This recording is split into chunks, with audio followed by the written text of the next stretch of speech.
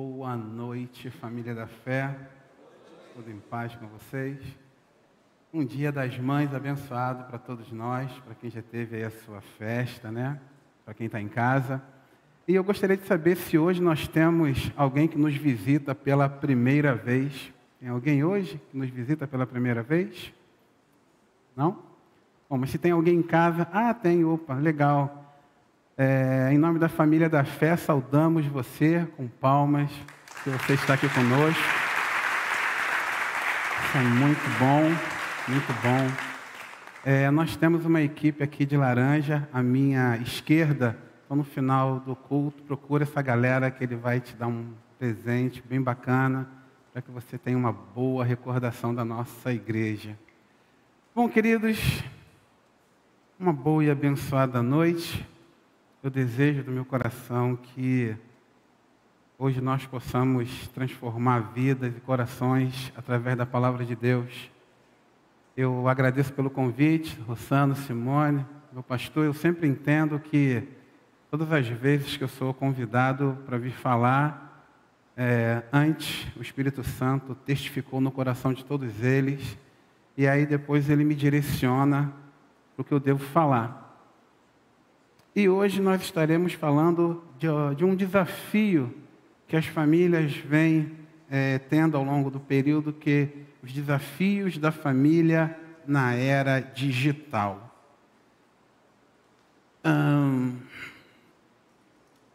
Quem pode colocar a apresentação?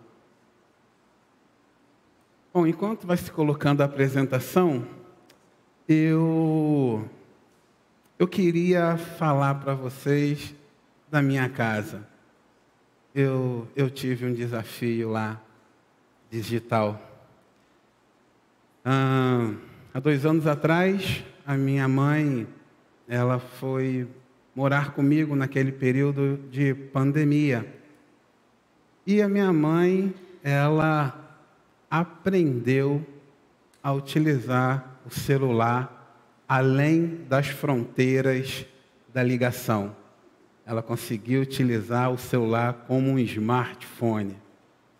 E o que ela fazia de busca eram buscas...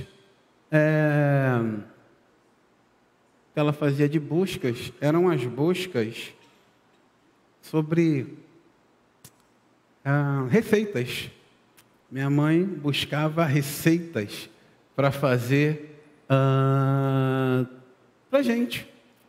E, por exemplo, há 2 anos atrás, era um domingo, não necessariamente um domingo, né? Porque o Dia das Mães é todo segundo domingo do mês, mas há mais ou menos, 2 anos atrás, no domingo das mães de 2 anos atrás, foi um domingo bacana, com um café da manhã bacana, um almoço bacana, como acontece aqui com todo mundo. Pois bem, mas aí veio a segunda-feira.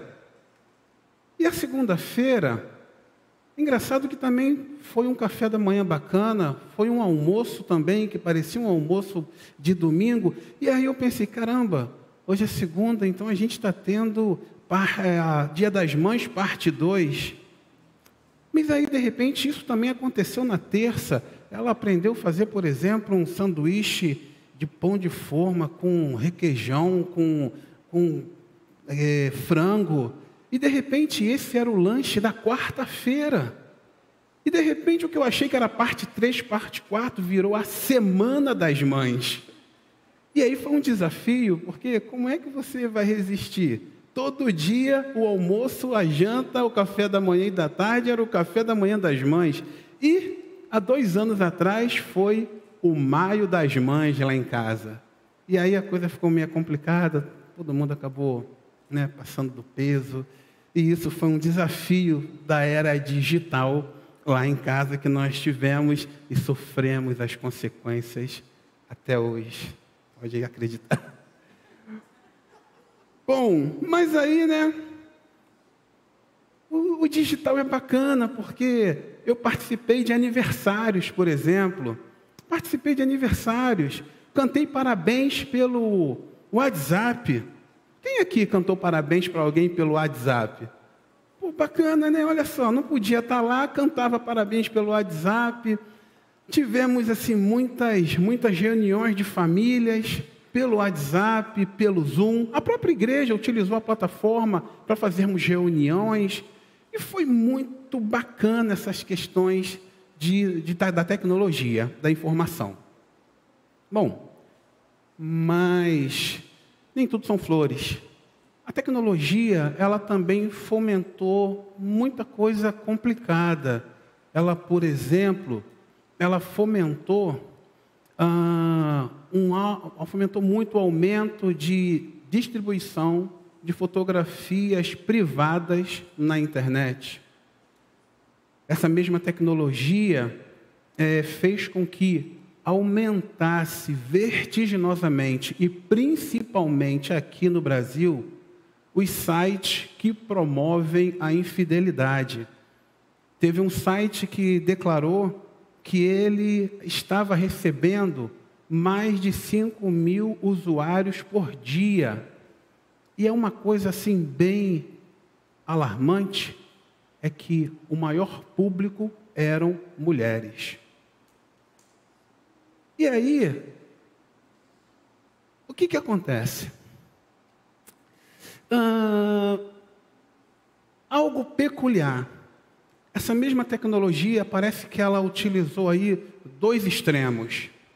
Ao mesmo tempo que ela fez com que a presença não dependesse mais da coincidência entre o tempo e o espaço, ou seja, eu posso me fazer presente mesmo que eu não esteja ao mesmo tempo no mesmo espaço. É o que está acontecendo agora. Você que está em casa, você está participando dessa questão que a internet ela promove. Na minha área de trabalho, por exemplo, eu tenho atendimentos que eu realizo fora do Rio de Janeiro e alguns atendimentos que eu tenho atendido até fora do Brasil. Eu consigo acessar o equipamento do meu cliente como se eu estivesse sentado lá na cadeira dele, de frente para o computador dele. Sexta-feira agora, eu tive uma cliente que me ligou de Gramacho. Ela disse que um programa dela parou de funcionar e ela precisava que esse programa voltasse a funcionar. Então eu derrubei o que estava lá, porque não era uma cópia original e por isso deu problema, e instalei aqui de Padre Miguel uma cópia original e ela então pôde continuar fazendo o seu trabalho. Teve um dia desse que eu estava num shopping, olha que interessante, eu estava num shopping e uma cliente me ligou, também desesperada, pelo mesmo problema. O programa parou de funcionar porque não era original e do celular, sentado lá na mesa da praça de alimentação, eu fiz todo o acesso à máquina dessa cliente através do celular e quando terminei o serviço, ela ficou feliz e fez um Pix para minha conta. Enquanto elas foram fazer compra, eu estava trabalhando lá no Via Parque. Bom, mas essa mesma tecnologia promoveu algo também complicado. Famílias que estão ocupando o mesmo espaço, ao mesmo tempo, e que estão totalmente separadas. E isso faz com que, por exemplo, algumas pessoas aceitem a tecnologia de uma forma bem interessante, mas também faz com que outras pessoas tenham verdadeira aversão à tecnologia. Mas tem um detalhe que eu preciso esclarecer para vocês. TIC versus tecnologia. TIC, as literaturas dizem que é a tecnologia da informação e comunicação. Quando você pensou em vir à igreja hoje para ouvir sobre os desafios da era digital, na verdade, você achou que estaria falando, ouvindo apenas sobre as TICs, tecnologia da informação e comunicação. Mas a gente não pode só falar desse tipo de tecnologia. A gente precisa abrir um pouco mais o leque e falar de uma tecnologia de uma forma geral. E eu quero passar para vocês aqui o seguinte, a definição de tecnologia, que é o conjunto de técnicas, habilidades e métodos e processos usados na produção de bens e serviços. Então, eu quero que você entenda que os desafios que a família hoje ela sofre e sempre sofreu, ela não está apenas no âmbito da tecnologia da informação. Os desafios estão nos mais variados artefatos tecnológicos que o homem pôde produzir. Por exemplo, o dinheiro é uma tecnologia, é um artefato tecnológico. E quantas famílias não estão sendo desafiadas com a questão financeira? Então a gente tem que entender e abrir o leque, tá? De que não podemos apenas falar sobre a tecnologia da informação e comunicação. E aí, você que está em casa, vocês que estão aqui, eu quero fazer uma dinâmica. Eu quero que vocês pensem o seguinte: aqui do meu lado esquerdo, tá? A minha esquerda, nós vamos imaginar que é uma linha do tempo, e nessa linha do tempo está ali, ó, a linha do tempo da humanidade. Tudo que a humanidade foi capaz de produzir desde o início, desde que Jesus estava aqui nessa terra. André, mas a gente não vai lembrar de tudo, mas não precisa lembrar. Mas imagine que aqui, você que está em casa, à minha esquerda, aqui representa tudo que a humanidade foi capaz de produzir no âmbito tecnológico, no âmbito de serviços. Bom, e à minha direita, nós vamos entender que aqui é a linha do tempo de Deus. A linha que nunca, nem uma vírgula sequer, mudou desde quando começou. Perfeito, então? A linha do tempo de Deus e aqui a linha do tempo de criação do homem. Beleza, então. Então vamos lá. Na linha do tempo do homem, galera, o que mais houve e sempre vai existir é mudanças. Na linha do tempo de Deus, nunca houve mudanças. E não é difícil da gente entender, não. Sabe por quê? Vamos pensar com a razão. Quando a gente muda alguma coisa, ou a gente muda para pior, ou a gente muda para melhor. E Deus, o que tem para acrescentar? O que tem para tirar? A própria razão diz que Ele não pode, porque Ele é perfeito, Ele é absoluto, nada muda. Mas com o homem, não, no homem não tem, o homem muda, os valores mudam, as vontades mudam.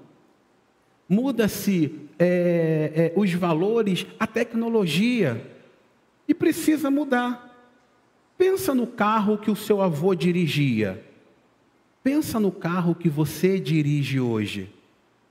E pensa no carro que o seu filho vai dirigir, que seu neto vai dirigir. Sempre vai haver mudanças do lado de cá. Sempre, porque aqui está a imperfeição. O homem está sempre buscando melhorar, aperfeiçoar, e vai sempre ser dessa forma.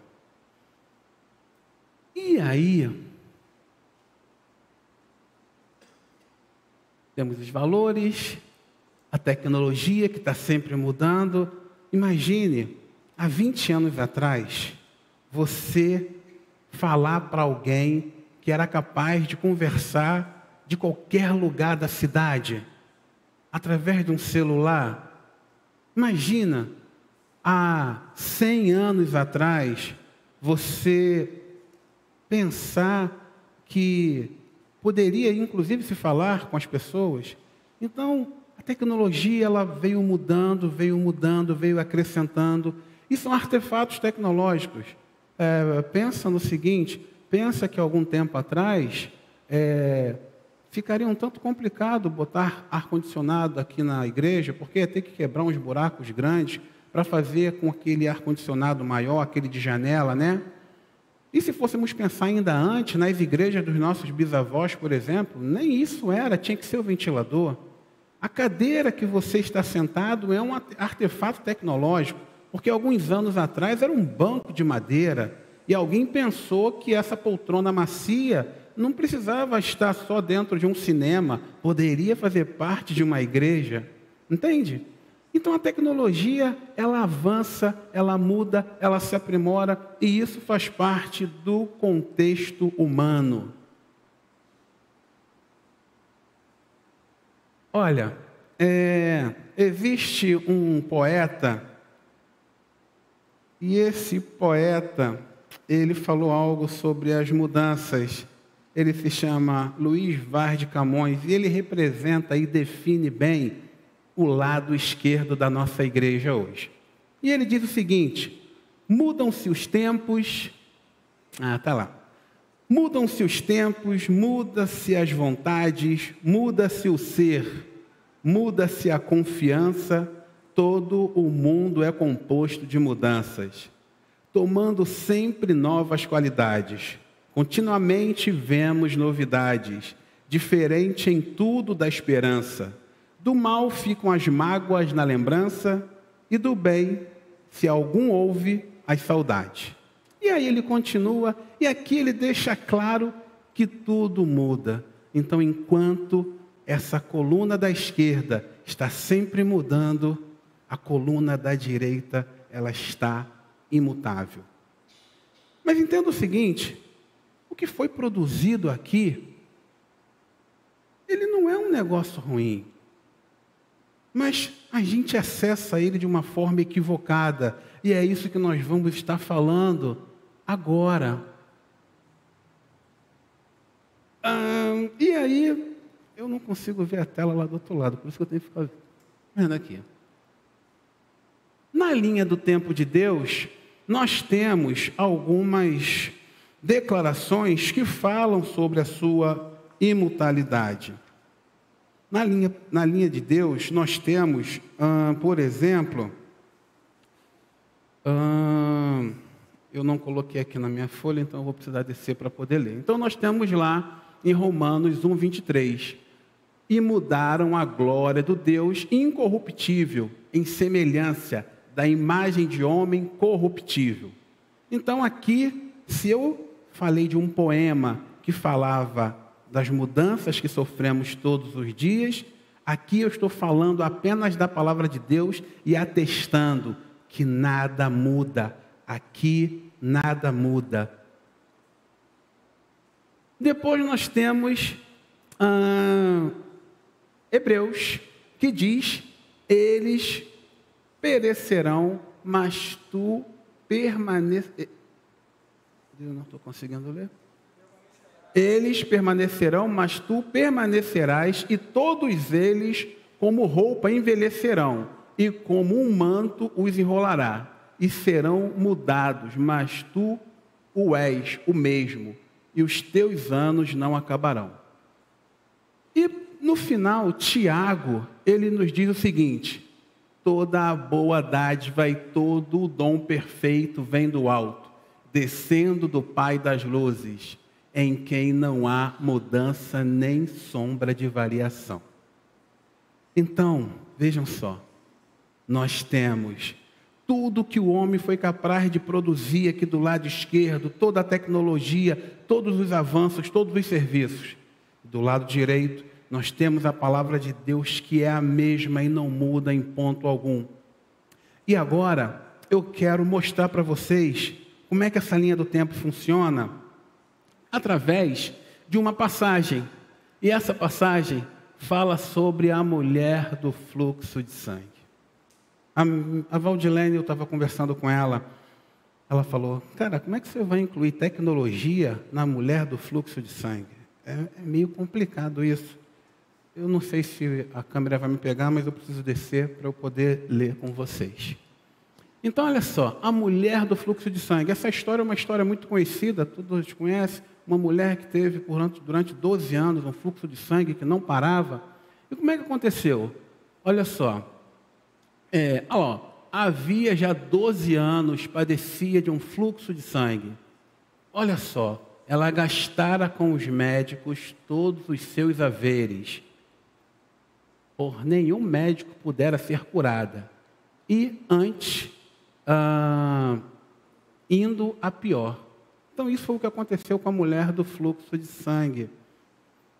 Foi um momento difícil na vida dela, mas, olha só, e é isso que eu quero que vocês percebam.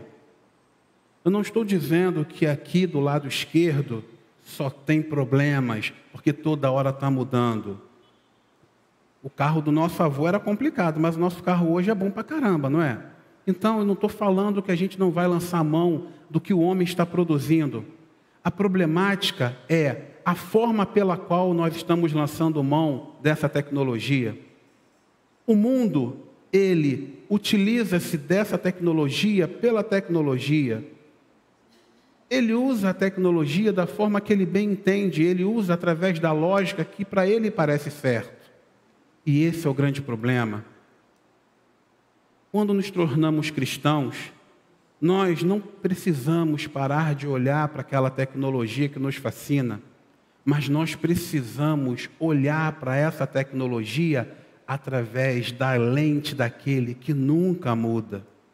E quando você faz isso, você começa a ver ganhos e benefícios na utilização dessa tecnologia. A mulher do fluxo de sangue, ela fez isso. Ela utilizou de tecnologia. Porque veja só, quando ela usou uma lógica. E dentro da lógica de programação, nós temos lá a entrada, o processamento e o resultado. Ela passou por essas etapas que podemos chamar de etapas tecnológicas. Olha só, qual foi a entrada? Ela ouviu falar de Jesus. Ela ouviu falar de Jesus. Ela ouviu. E a palavra diz o quê? Que a fé vem pelo ouvir e ouvir a palavra de Deus. Ela ouviu falar. E logo em seguida, o que ela fez? Eu não coloquei ali, mas isso ela está dizendo, está no texto que ela disse. Ela disse isso. Se eu tão somente tocar na sua roupa, ficarei sã. Isso foi a entrada. E teve o processamento. O processamento foi o seguinte, olha só. Chegando por detrás dele, tocou na orla do seu manto, do seu vestido. Teve mais na hora do processamento, porque o processamento é ação. Ela ouviu falar da palavra de Deus e ela disse, se eu só tocar naquela orla, eu vou ficar sã. Beleza? Então ela foi para o processamento, ela foi lá atrás dele e tocou. Mas aí o que aconteceu? Mestre, a multidão te aperta e te oprime e dizes quem é que te tocou? Nesse processo que você vive, que ela estava vivendo, as pessoas não vão entender esse processo. Uma opção de gente tocando ele e uma pessoa tocou e ele disse que dele saiu virtude. E isso foi o período do processamento. Mas tinha mais, Então a mulher que sabia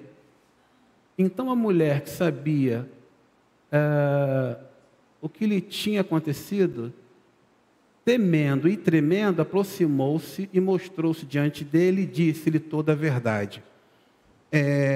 Ele quis saber quem tocou, então ela foi lá e disse toda a verdade. Esse foi o processo dela. Então, olha só, a entrada de dados foi porque ela ouviu falar a palavra de Deus. Depois, ela verbalizou que se eu for lá e tocar a manta da orla dele, eu vou ficar sã, ok? Depois ela foi lá e processou tudo isso aqui, e aí veio o resultado. Logo estancou o fluxo de seu sangue, e aí o resultado também foi que Jesus disse para ela, tenha ânimo, filha, a tua fé te salvou. Mas aí você vai falar assim, André, você forçou barra aí, Forçou uma barra?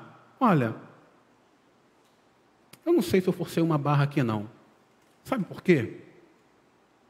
Essa história aí foi da mulher do fluxo de sangue, não foi? Quando que aconteceu essa história? Jesus ainda estava andando por aqui.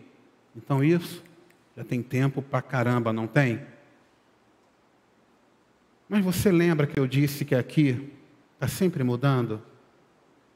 Mas você lembra que aqui eu disse que nada nunca muda? Eu digo para você então o seguinte: vamos dar um avanço, vamos pensar no dia de hoje, vamos sair dessa história lá da mulher do fluxo de sangue e vamos vir para hoje, 8 de maio de 2022. Pensa na quantidade de tecnologia que foi colocado desde a época da mulher do fluxo de sangue, porque ali está escrito que os médicos não deram jeito. E na época, eles tinham lá a sua tecnologia, ele tinha uma forma de fazer isso. Mas lá na época da mulher do fluxo de sangue, não deu jeito. Mas hoje nós temos tomógrafos, temos ressonância magnética, temos os mais variados tipos de exame que olha para o teu osso, que olha para o teu DNA, que diz se você é filho realmente daquele cara ou se você não é filho. Nós temos hoje, podemos inclusive saber o sexo da criança, antes mesmo dessa criança nascer. Não podemos? Podemos. Mas acontece que a mulher do fluxo de sangue ainda anda por essa terra, porque ainda assim,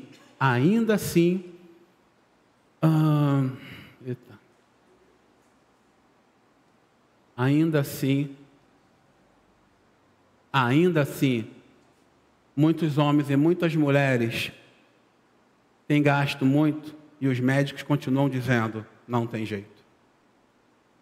Temos tomógrafos, temos muito dinheiro, temos artistas que na época da Covid, só eles poderiam receber os tratamentos que eles podiam receber porque tinham grana. Ainda assim, não passaram. E sabe por que não passaram? Porque essas mesmas pessoas que vivem pela tecnologia que o homem acessa, elas não sabem que elas deveriam ter passado pelos olhos de Deus, acessado a essa tecnologia através da palavra de Deus. E hoje eu digo para você, se você padece dos problemas da mulher do fluxo de sangue, não acredite no que estão dizendo para você. Acesse essa tecnologia. Eu não estou dizendo para você que você não deva mais utilizar essa tecnologia. Não estou dizendo isso. Eu estou dizendo para você o seguinte: para de olhar somente para ela e olha através da palavra de Deus. A palavra de Deus, ela vai falar para você que você vai lá utilizar a tecnologia, mas Ele vai tocar a mão daquele médico e é Ele que vai te curar. A mulher de fluxo de sangue, cara, qual era a tecnologia que tinha naquela época? Eu não sei. Mas hoje a gente tem que ter tecnologia também, eu continuo falando, eu não sei. Mas deu certo para ela e vai dar certo para você. A gente tem que acreditar nisso. Olha,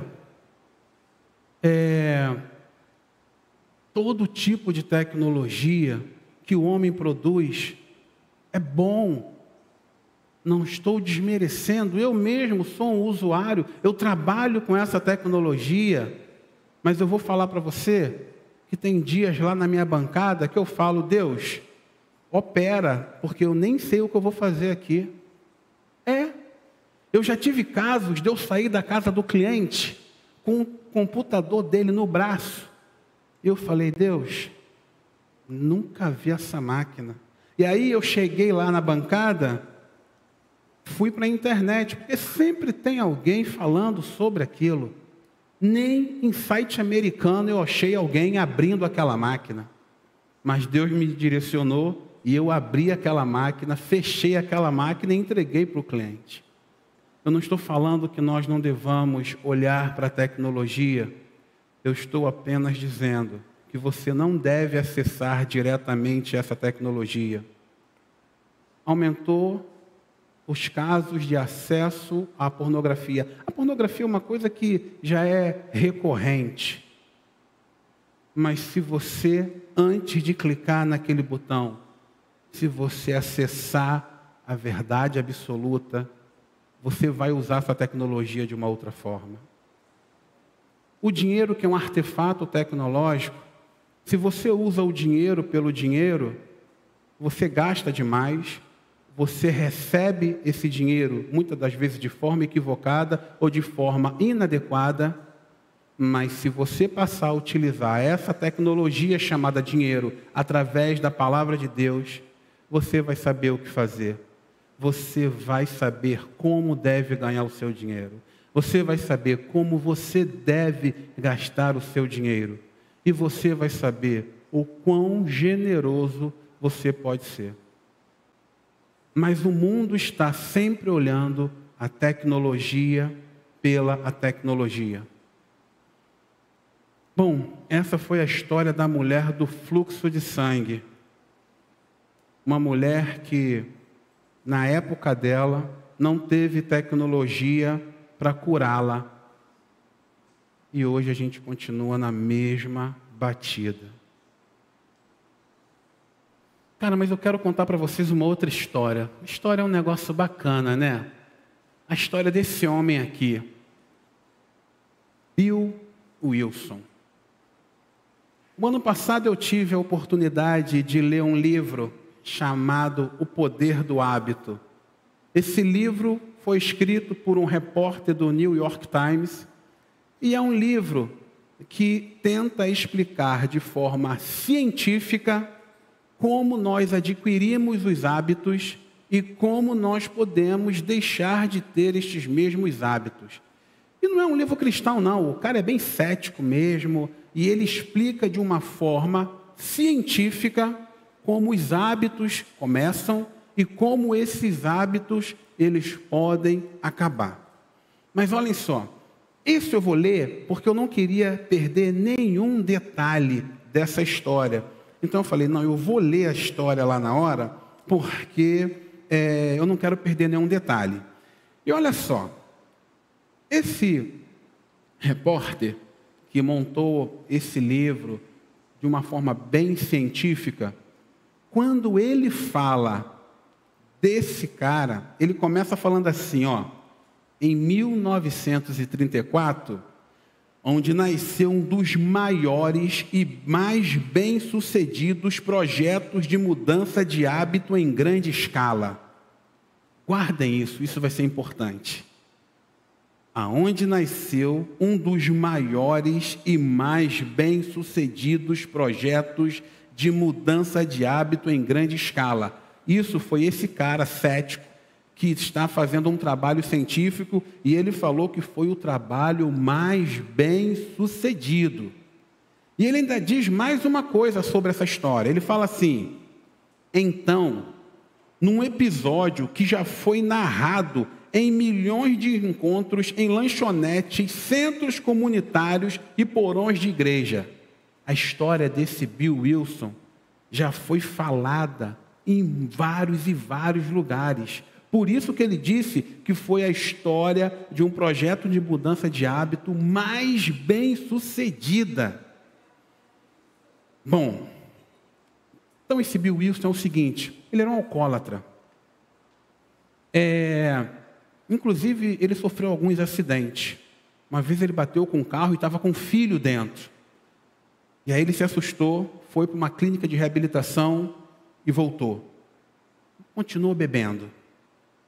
Uma dada ocasião, ele recebeu um amigo de copo dele. E ele fala, o livro, aqui está escrito assim, ó, que esse amigo dele chegou e ele tinha preparado todo um coquetel para ofertar para esse amigo com mais variado tipo de bebida.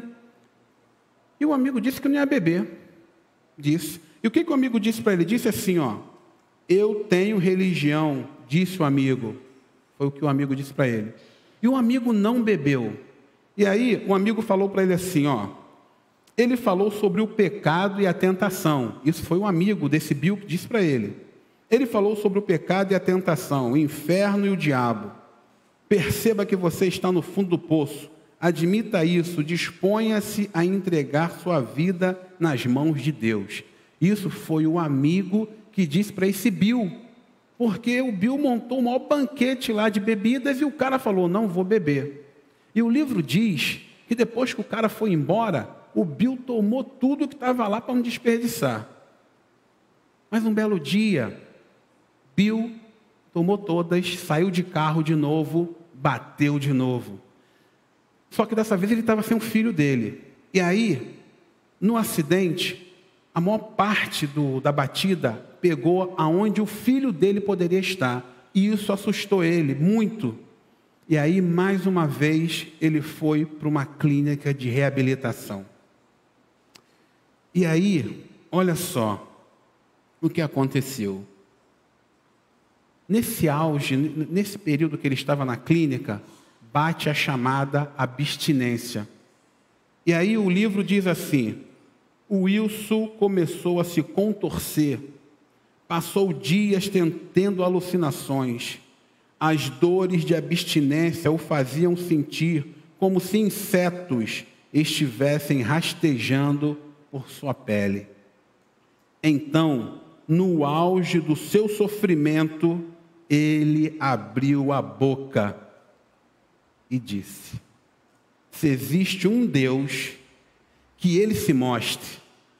Wilson gritava para o seu quarto vazio, estou disposto a fazer qualquer coisa, qualquer coisa.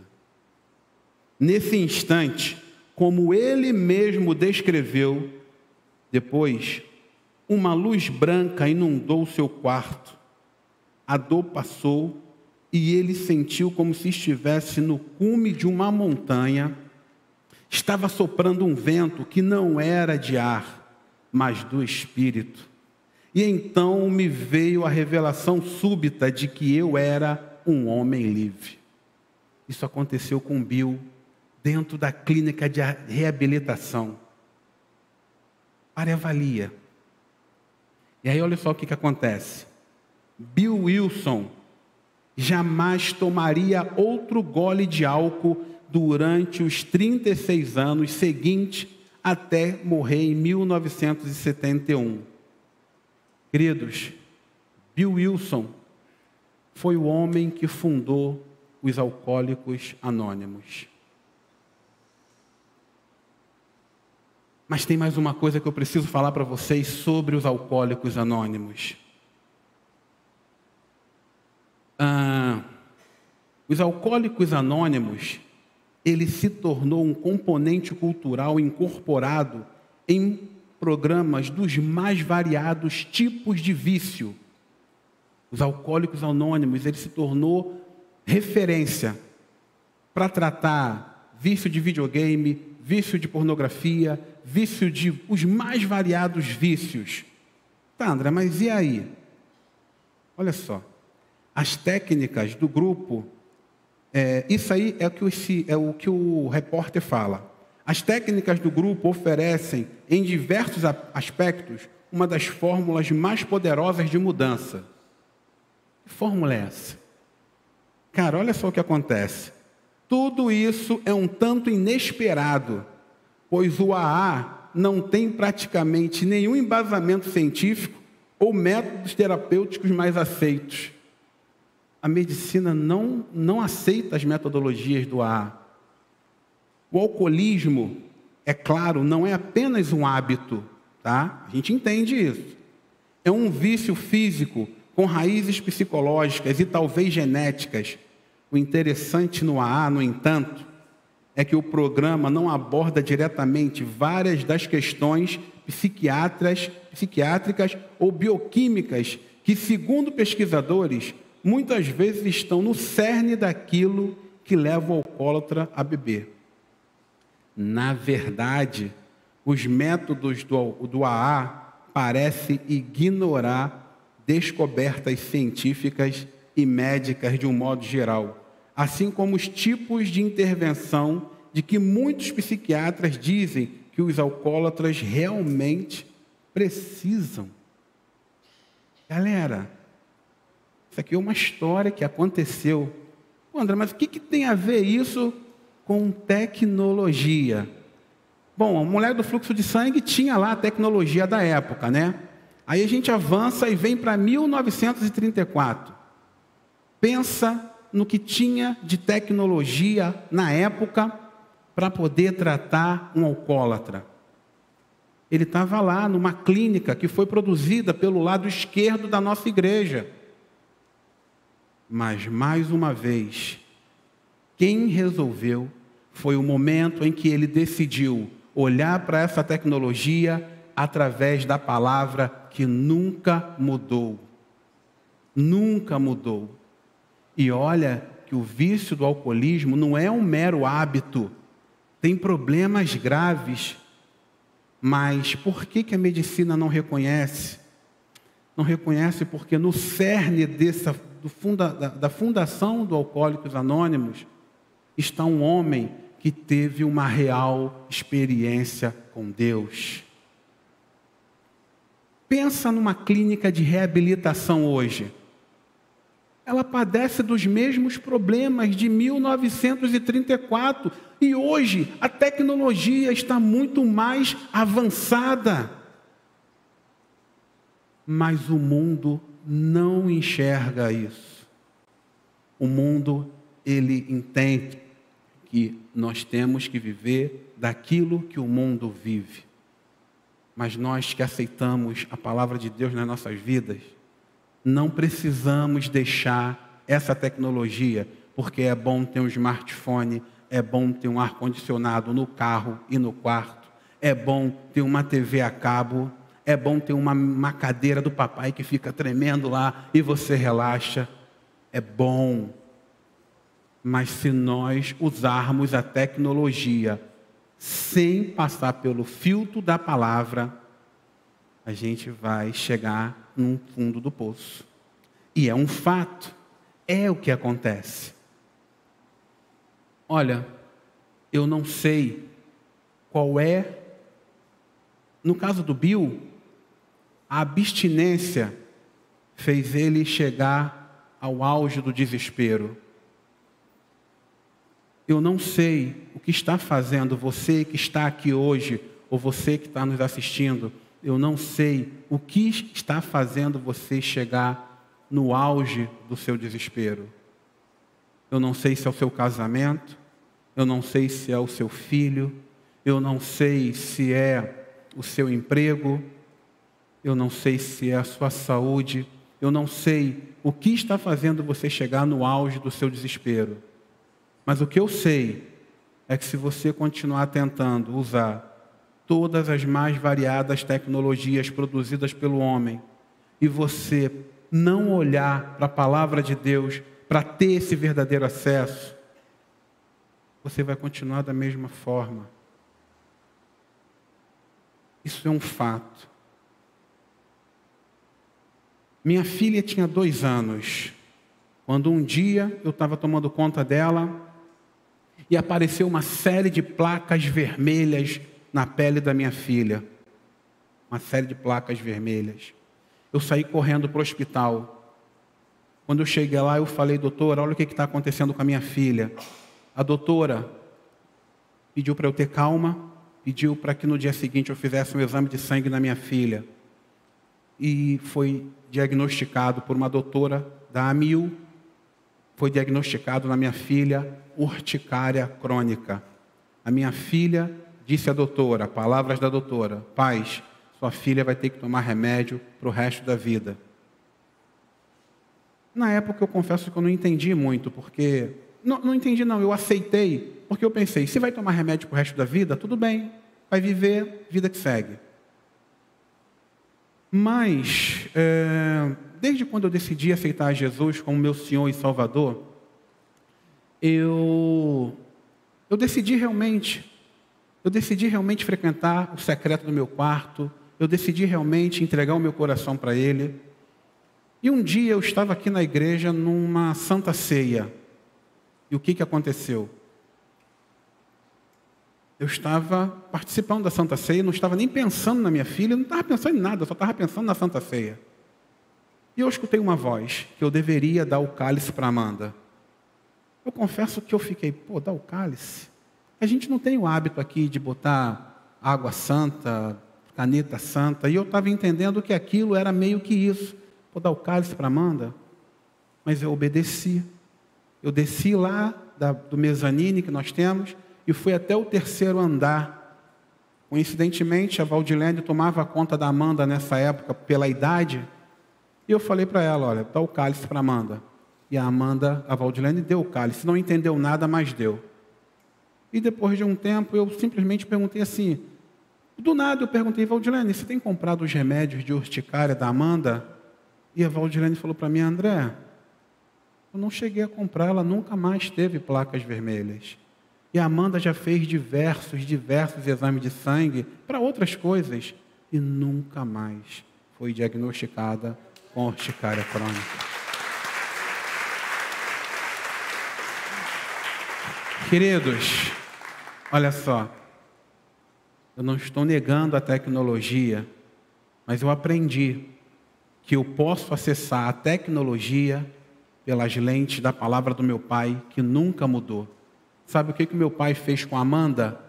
Ele fez com a Amanda a mesma coisa que ele fez com a mulher do fluxo de sangue. E a Amanda nem conheceu, e nem eu, e nem você conheceu a mulher do fluxo de sangue. Sabe o que Deus fez com a Amanda? A mesma coisa que ele fez com Bill Wilson. Agora tem um detalhe importante.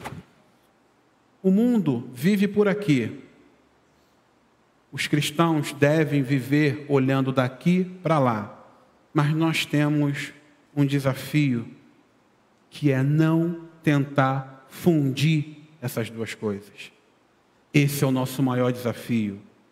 É sermos cristãos, mas ao invés de olhar para aquilo ali, é fundir e viver uma terceira via, que te intitula como crente, mas que faz com que você, por exemplo, venda um carro com um motor batendo, mas abaixa o óleo para não aparecer que está queimando o óleo e vende o carro a si mesmo. Mas ele é crente, mas usou os meios que a tecnologia escusa faz e tenta viver nessa terceira via. Entenda que,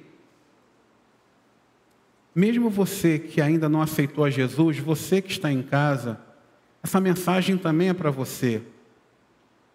E eu entendo que se você não aceitou a Jesus como seu Salvador, esse não é o seu desafio. Essa terceira via vai ser o seu desafio se você um dia decidir aceitar Jesus como seu Salvador. Mas enquanto somos crentes, a gente todo dia precisa pedir discernimento a Deus para que a gente não viva nessa terceira via. A gente precisa todos os dias olhar para essa tecnologia através da palavra de Deus. A cama onde a gente dorme, é um artefato tecnológico. Pensa em como Josué, pensa como Paulo. Como é que Paulo dormia? Qual era a cama que Paulo dormia? Agora pensa na cama que nós estamos dormindo hoje. É colchão de mola, ortopédico. Se você tem problema de coluna, até o problema passa porque você está numa cama boa. Mas se você usa essa cama apenas como cama, sem olhar para a palavra de Deus, você vai usar essa cama em qualquer lugar e com qualquer pessoa. Mas quando você olha através da palavra de Deus, você sabe que você, seja casado, seja noivo, seja namorado, se você é casado e olha para essa cama através da palavra, você entende que ali ela deve estar apenas a sua esposa ou o seu marido. Se você é noivo ou é namorado, você entende que a sua cama é uma cama de solteiro e ninguém mais deve deitar naquela cama. Mas enquanto você não olha para essa cama, que é um artefato tecnológico, que tem trazido desafios para a nossa família, enquanto você olha para essa cama, pela cama, você vai colocar qualquer um nessa cama. Você vai tirar a cama de solteiro do seu quarto e vai colocar uma cama de casal e vai levar o seu namorado ou o seu noivo para essa cama. E eu vou dizer para você, esse reflexo vai bater no seu casamento, acredite nisso. Se você não olha para a tecnologia através da palavra de Deus, você vai andar exausto de tantas masturbações que você faz durante a semana.